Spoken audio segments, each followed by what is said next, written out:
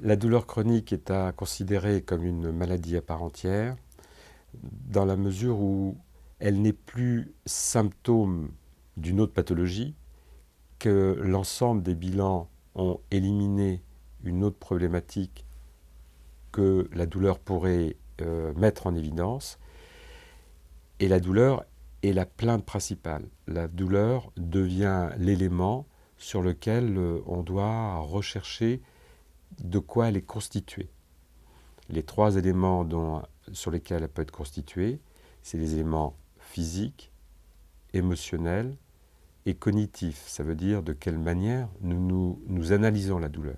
La définition de la douleur chronique est d'abord une histoire de temporalité.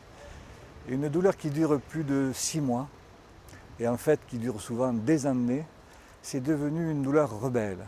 Une douleur qui terrorise l'individu, qui terrorise sa famille et qui terrorise le monde médical.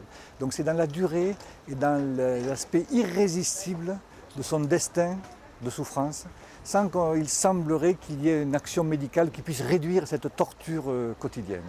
Donc résistance au soulagement et durée d'une plainte douloureuse sur un individu, sur un homme, une femme, c'est ça qui définit la douleur chronique. Ce sont des douleurs qui se trouvent être en échec des premiers moyens antalgiques que nous connaissons.